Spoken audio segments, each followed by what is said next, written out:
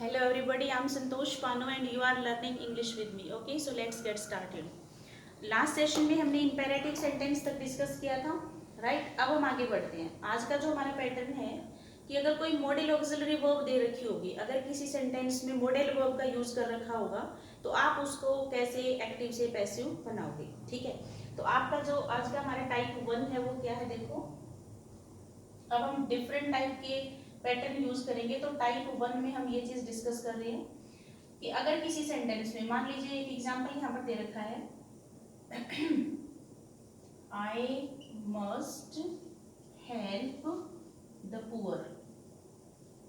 अब यहाँ पर इस सेंटेंस में देखिए कि ये मॉडल वर्ब यूज हुआ है मस्ट, और क्योंकि हर मॉडल के बाद क्या लगता है, V1 लगता है, ये हमारा एक्टिव वॉइस है. अगर हम इसको पैसिव बनाएंगे तो क्या करेंगे, सबसे पहले ऑब्जेक्ट का सब्जेक्ट बनाएंगे द पुअर. जो भी मॉडल आपने सेंटेंस में एक्टिव वॉइस में उसको एज इट इज लिख देंगे. अगर मस्ट है तो मस्ट लिखिए, शुड है तो शुड लिखिए, कुड है तो कुड लिखिए, जो भी गिवन है. ठीक है, अब देखिए क्या ध्यान रखना है कि हेल्प जो वर्ब है ये मॉडल के बाद बेस फॉर्म में थी, लेकिन अब इसका थर्ड फॉर्म में जाना जरूरी है, हेल्प. लेकिन हमें एक ध्यान रखना है कि मस्ट के बाद हम क्या नहीं लिख सकते, मेन वर्ब का थर्ड फॉर्म नहीं लगा सकते. तो यहाँ पर हमें हेल्पिंग वर्ब की जरूरत पड़ेगी और हमारा फर्स्ट फॉर्म होता है बी, राइट? तो क्या बन जाएगा, the poor must be helped. आगे लिख दो by B, by B. Clear है, यहाँ तक बात समझ आ रही है? अगर एक और एग्जांपल देखेंगे, nobody can solve this sum. As it is जो मॉडल वर्ब गिवन है उसको देखो. अब की बार उसने क्या दे रखा है, कैन. तो एज इट इज क्या करो, दिस सम जो कि आपका ऑब्जेक्ट है, this sum can not be solved.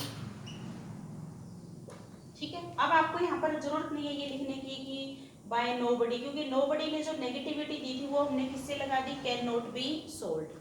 Clear है? तो ऐसी सिचुएशन में देखिए कि जो भी मॉडल वर्ब गिवन है उसको एज इट इज बनाइए. ठीक है, और बना के देखो. अगर मैं यहाँ पर एक सेंटेंस लिखती हूँ, I should respect my elders. तो क्या करेंगे, देखो, as it is my elders, object का सब्जेक्ट बनाएंगे, माई एल्डर्स. जो भी मॉडल गिवन है एज इट इज लिख दो, शुड बी, और मेन वर्ब किसमें चली जाएगी, थर्ड फॉर्म में, रिस्पेक्टेड. और आगे लिख दो बाय मी. एक बार बोल देती हूँ, my elders should be respected by me. Clear है? हमने इस पैटर्न में क्या सीखा, एक्टिव वॉइस में आपको क्या पैटर्न मिलेगा बच्चे, सबसे पहले सब्जेक्ट गिवन होगा, उसके बाद modal verb, any modal verb, कोई भी मॉडल वर्ब यहाँ पर गिवन होगी. ठीक है, जो कि हमारी संख्या में 13 होती है modal verb. Subject any model, उसके बाद मेन वर्ब होगी जो अपने बेस फॉर्म में होगी, और उसके बाद हमारा क्या होगा, ऑब्जेक्ट होगा. जब हम इसको पैसिव में चेंज करेंगे तो इस ऑब्जेक्ट को यहाँ पर लेके आएंगे तो ये क्या बन जाएगा, सब्जेक्ट. प्लस में जो भी हेल्पिंग वर्ब यानी modal verb given as it is लिख दो, उसमें कोई चेंज नहीं करना. कई बार बच्चा क्या करता है, कैन देखा और वो कंफ्यूज हो जाता है नरेशन और वॉइस के चैप्टर के साथ, और वो क्या कर देता है, सीधा उस ऑप्शन पे चला जाता है जिसमें कुड दे रखा होता है. क्योंकि हमें टेंस और सेंस चेंज कभी नहीं करना, तो इसलिए यहाँ पर कैन का एज इट इज कैन रहेगा. अगर कुड है तो कुड रहेगा, माइट है तो माइट रहेगा, शेल है तो शेल रहेगा. क्लियर है? No change in tense and sense. ठीक है, तो जो भी मॉडल गिवन है वो एज इट इज लिख देंगे. उसके बाद आपको लिखना है बी, और उसके बाद लिखेंगे मेन वर्ब का थर्ड फॉर्म, और उसके बाद लगा देंगे बाय प्रेपोजिशन, और उसके बाद लिखेंगे अपना ऑब्जेक्ट. तो ये पैटर्न रहेगा हमारा टाइप 1 में है, जो कि किसी भी मॉडल वर्ब अगर कोई सेंटेंस में गिवन है तो आप उसको ऐसे चेंज करोगे. हर मॉडल के बाद बी लगता है, कब, जब एक्टिव से पैसिव बनाना हो. ठीक है, एक और एग्जांपल देख लेते हैं लास्ट इसका. अगर यहाँ पर एक सेंटेंस होता, the doctor can cure cancer.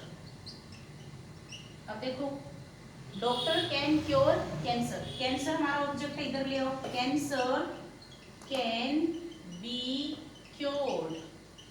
अब आगे आप लिख सकते हो बाय द डॉक्टर। अगर आप नहीं भी लिखोगे बाय द डॉक्टर तो भी अंडरस्टूड होगा कि भाई इलाज किया जा सकता है, क्योर किया जा सकता है कैंसर को, ठीक है। तो ऐसे सेंस में मैंने क्या किया, सिर्फ जो भी मॉडल वर्ब गिवन थी एज इट इज लिखा, उसके बाद बी का लगाना मस्ट है। क्यों? क्योंकि हर मॉडल को बेस फॉर्म फर्स्ट फॉर्म चाहिए, और क्योंकि पैसिव बनाने के लिए मेन वर्ब हमारी किस फॉर्म में जाएगी, थर्ड फॉर्म। क्लियर है? कर लेंगे आप इस तरीके से। चलिए आगे बढ़ते हैं। अब आते हैं टाइप 2। टाइप 2 में क्या आता है कि कई बार वो मॉडल वर्ब का पास्ट फॉर्म दे देता है बच्चे। अब मॉडल वर्ब के पास्ट फॉर्म कैसे हो सकते हैं, देखो मान लीजिए कोई बच्चा किसी दिन क्लास में नहीं आया, राइट, तो मैं उसको क्या बोलूंगी, तो ये आपको बताना चाहिए था वो एक्टिविटी जो पास्ट में हो जानी चाहिए थी लेकिन हुई नहीं, राइट। तो वहां पर मुझे क्या बोलना पड़ेगा कि यू कुड हैव इन्फॉर्म्ड मी, बोलना पड़ेगा ना। कि अगर मैं ये बोलूं आपको बताना चाहिए था, आप बता भी तो सकते थे, अच्छी आदतें आपको बचपन में सीखनी चाहिए थी, आपको अपने गर्मी के कपड़े साथ में लाने चाहिए थे। तो इस तरीके की वो बातें हैं जो काम पॉसिबिलिटी के साथ पूरे होने चाहिए थे बट हुए नहीं। क्लियर है? तो ऐसे पैटर्न के लिए हम कौन सा टेंस यूज करते हैं वो देखेंगे एक बार। तो इसको हम बना देते हैं। तो एक बार एग्जांपल देख लेते हैं। अगर मैं एक सेंटेंस यहाँ पर ये लिखूं कि भाई जो डॉक्टर था वो पेशेंट को बचा सकता था लेकिन उसने बचाया नहीं, तो ऐसे सेंस जब क्रिएट करेंगे तो कैसे लिखेंगे, the doctor could have saved the patient. एक बार एग्जांपल करेंगे फिर मैं आपका पैटर्न नोट कर दूंगी ऊपर कि एक्टिव में कैसे मिलेगा, पैसिव में कैसे मिलेगा। The doctor could have saved the patient. तो यहाँ पर ये देखिए कुड यहाँ पर पास्ट को बता रहे हैं, हैव क्योंकि हर मॉडल को बेस फॉर्म फर्स्ट फॉर्म चाहिए, हैव हमारा फर्स्ट फॉर्म होता है, हैव के बाद थर्ड फॉर्म, इतने को हम क्या रीड करेंगे, पास्ट, कुड को क्या बोलेंगे, पास्ट, और हैव प्लस वर्ब की थर्ड फॉर्म हो तो इसको क्या पढ़ा जाता है, परफेक्ट। दोनों को जोड़ूंगी तो क्या बन जाएगा, पास्ट परफेक्ट। ठीक है। ऐसे में जब कोई सेंटेंस गिवन होगा तो आप उसको कैसे चेंज करोगे, ऑब्जेक्ट को सब्जेक्ट बनाइए, द पेशेंट, द पेशेंट, जो भी मॉडल वर्ब लिख रखा है एज इट इज लिखो उसको, कुड हैव। अब ये देखिए बच्चे कि जो हमारी मेन वर्ब है वो क्या है, सेव है, और मेन वर्ब अपनी थर्ड फॉर्म में जाएगी।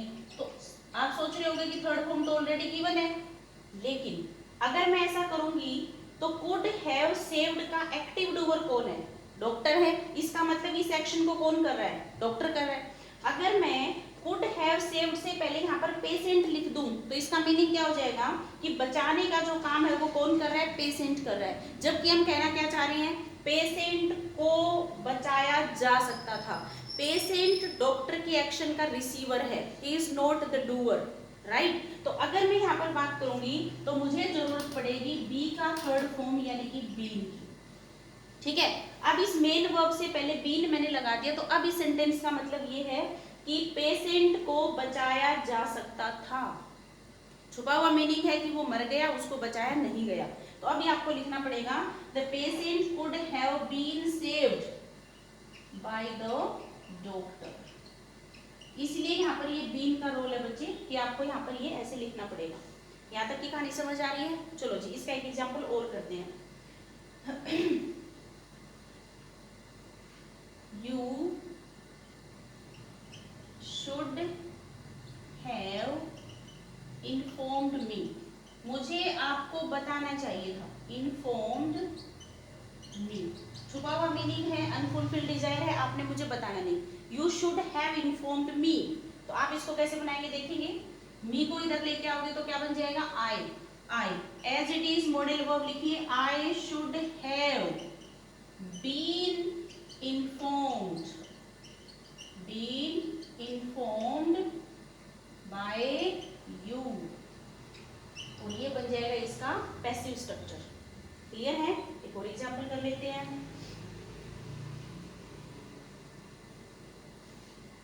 You could have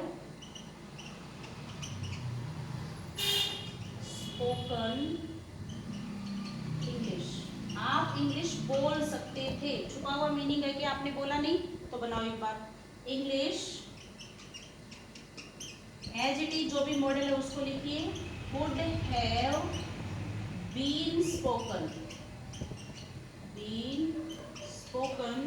bye you. बात समझ आ रही है? एक एग्जाम्पल और कर लेते हैं इसी पैटर्न का। यू मस्ट हैव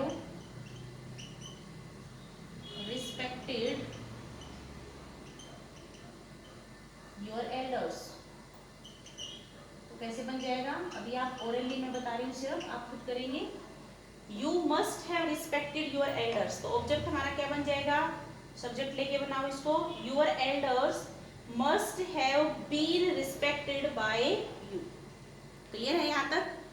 अब ये देखिए कि ये दो पैटर्न हमने यहाँ पर यूज करे, तो अब इसको आप कॉपी में कैसे नोट करोगे? चेक कर लो एक बार। अगर किसी सेंटेंस में मैं इसको नाम दे रही हूँ टाइप 2, वेरियस सिचुएशन बताऊंगी अभी आपको इसकी। तो टाइप 2 में आप क्या लिखेंगे? अगर किसी एक्टिव वॉइस में subject plus any modal verb यहाँ पर गिवन है, 13 में से कोई भी हो सकती है ये, plus have plus main verb अपने थर्ड फॉर्म में प्लस ऑब्जेक्ट। अगर ये चीज गिवन है तो आप इसको कैसे चेंज कर देंगे? पैसिव बनाते हुए आपको क्या ध्यान रखना है? उस ऑब्जेक्ट से बनाएंगे सब्जेक्ट प्लस जो भी मॉडल वर्ब है उसको एडजेक्टिव लिखो। मैं इसको हेल्पिंग वर्ब लिख देती हूँ। कैन है तो कैन रखिए, मे है तो मे रखिए, माइट है तो माइट रखिए। आफ्टर दैट आपको लिखना होगा हैव प्लस अपनी तरफ से जोड़ना है बीन, राइट। उसके बाद आपको लिखना है मेन वर्ब का थर्ड फॉर्म प्लस आपको लिखना है बाय प्लस आपको लिखना है ऑब्जेक्ट। और इस पैटर्न को फॉलो करते हुए आप इसको बना सकते हैं, ठीक है। यहाँ पर कोई भी मॉडल हो सकता है, will, shall, may, might, can, could, जो भी, तो आप इसको इस पैटर्न से बना लेंगे। तो ये हमारे मॉडल वर्ब के दो पैटर्न थे जो हमने यहाँ पर डिस्कस किए, ठीक है। टाइप 1 ये है हमारा कि सिंपल कोई भी मॉडल हो, आगे सीधा मेन वर्ब अपने बेस फॉर्म में हो। जब आप इसका टाइप 2 को डिस्कस करोगे तो कोई भी मॉडल के बाद हैव प्लस मेन वर्ब का थर्ड फॉर्म हो। आपको पता है परफेक्शन शो करने के लिए हमेशा बीन लगाया जाता है, क्लियर है ना। जैसे हमने टेंसेस के एग्जांपल करे थे, तो परफेक्शन को शो करने के लिए हमेशा क्या लगाते हैं? बीन लगाते हैं। तो वही बीन हमने यहाँ पे लगा दिया। हर मॉडल के बाद फर्स्ट फॉर्म चाहिए होती है, क्योंकि हमारी मेन वर्ब थर्ड फॉर्म में जाएगी, इसलिए हमने बी की जरूरत पड़ी। क्लियर है? तो इस तरीके के एग्जाम्पल करिए। यहाँ तक कोई भी डाउट हो तो मुझे बताएंगे। क्लियर है? मैं आपको नेक्स्ट सेशन में मिलूंगी। Till then you take care.